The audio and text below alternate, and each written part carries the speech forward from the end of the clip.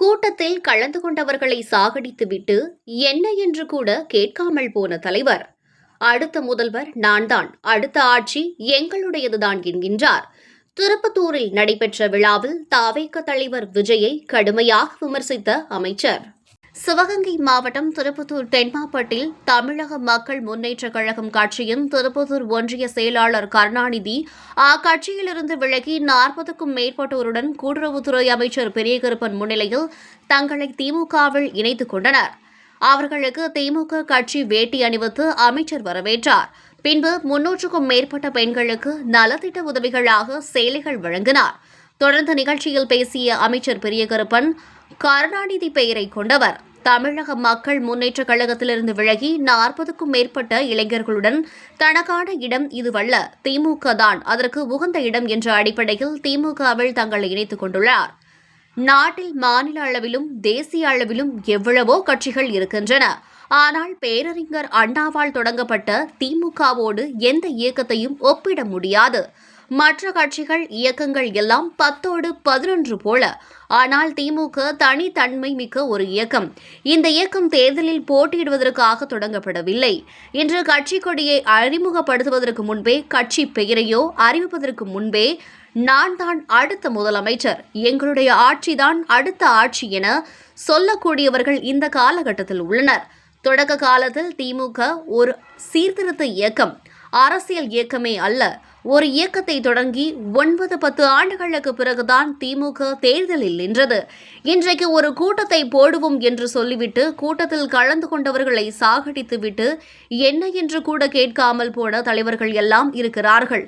திமுக அப்படியல்ல என்றார். தேர்தல் களத்தில் போட்டியிடுவது என்பது சாதாரண விஷயம் அல்ல.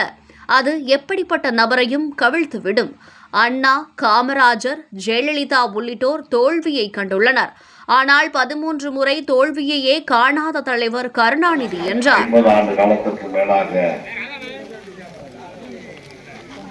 இந்த அரசியல் இயக்கத்தை கட்டிக்காத்து வளர்த்த பெருமைக்குரியவர் கலைஞர் அவர்கள். அவருடைய பேரு கொண்ட தம்பி மாற்று இயக்கத்துல, குறிப்பா தமிழக மக்கள் முன்னேற்ற கழகம்னு ஒரு இயக்கத்தில் தன்னை இணைத்துக் கொண்டு பொது வாழ்க்கையில் வர விரும்பிய அவர், பொது தொண்டு ஆற்ற விரும்பிய அவர், தனக்கான இடம் இதுவல்ல, திராவிட முன்னேற்ற கழகம்தான் அதற்கு உகந்த இடம் என்ற அடிப்படையில் இன்று 40க்கும் மேற்பட்ட நம்முடைய சகோதரர்களோடு 300க்கும் மேற்பட்ட தாய்மார்கள், சகோதரிகளுடைய பேராதரவோடும் வரவேற்போடும், நாட்டில் எவ்வளவோ கட்சிகள் இருக்கு, மாநில அளவிலும் சரி, தேசிய அளவிலும் சரி, உலக அளவிலும் பல அரசியல் கட்சிகள் இருக்கு. ஆனால் திராவிட முன்னேற்ற கழகம் என்ற இந்த பேரறிஞர் அண்ணா அவர்களால் தொடங்கப்பட்ட இந்த இயக்கத்தோடு எந்த இயக்கத்தையும் ஒப்பிட்டு சொல்ல முடியாது. மற்றதெல்லாம் 10ஓட 11, அத்தோட இது ஒண்ணு சொல்றாங்க. ஆனா திமுக தனித்தன்மை மிக்க ஒரு இயக்கம். இந்த இயக்கத்தை பேரறிஞர் அண்ணா அவர்கள் தொடங்கிய பொழுது இது தேர்தலில் போட்டியிடுற இயக்கமாகவே தொடங்கல. சரி, தேர்தலில் போட்டியிடலைன்னா அப்புறம் எதுக்கே கட்சி நடத்துறீங்க?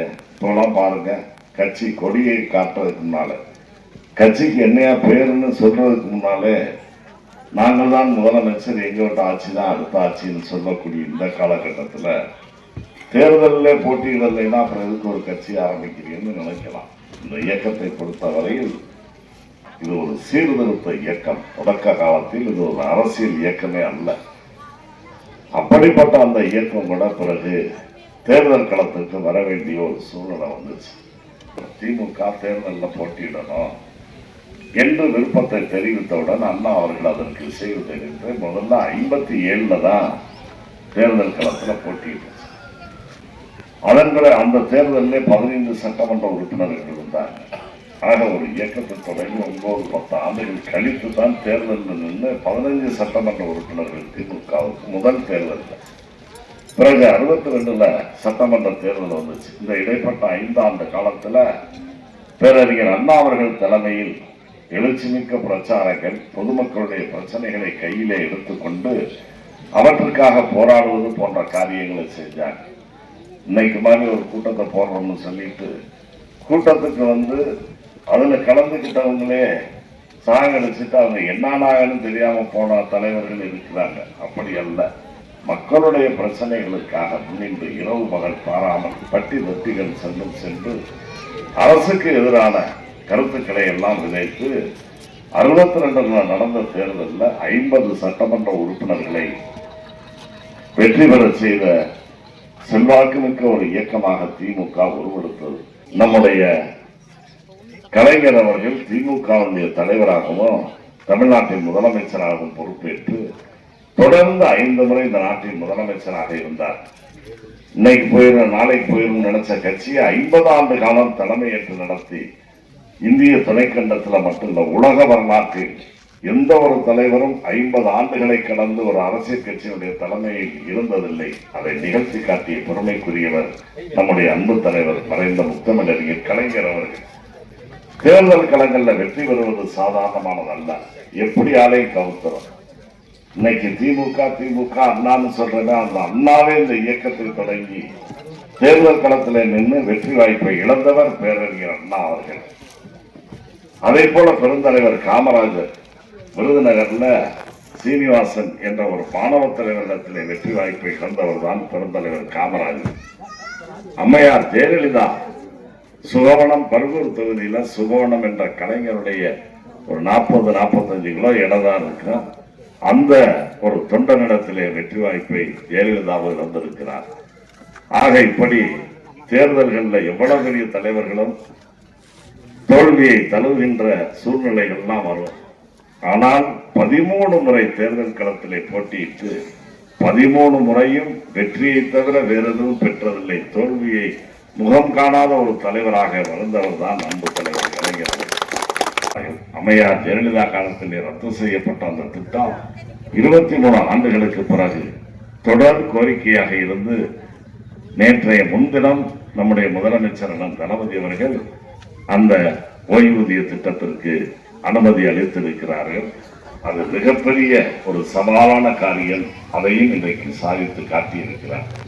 அது மட்டுமல்ல, இப்ப கூட நேற்று ஒரு அறிவிப்பு, ஏற்கனவே தமிழர் திருநாளாம் பொங்கல் திருநாள், அந்த பொங்கல் திருநாளை கொண்டாடுகின்ற வகையில் அரசின் சார்பில் 1 கிலோ பச்சரிசி, சீனி, ஒரு முழு நீள கிளம்பு என்று 290 கோடி ரூபாய் அளவில் அதற்காக நிதி ஒதுக்க அரசாணம் வந்துச்சு.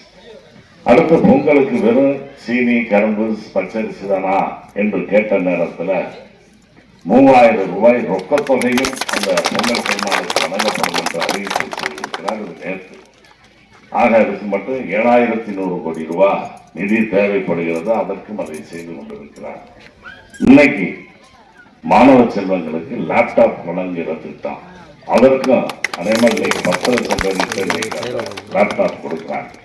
மொத்தம் 20 லட்சம் கொடுக்கறதுல இன்னைக்கு முதல் கட்டமாக 10 லட்சம் மாணவ மாணவியர்களுக்கு லேப்டாப் கொடுக்கிற திட்டத்தை துவக்கி வைக்கிறாங்க. நானும் நீ கிளம்பி காரைக்குடியில போய் அந்த நிகழ்ச்சியில கலந்துக்கணும். தொடர்ந்து 3 மணி நேரம் அந்த நிகழ்ச்சி நடைபெற இருக்கிறது.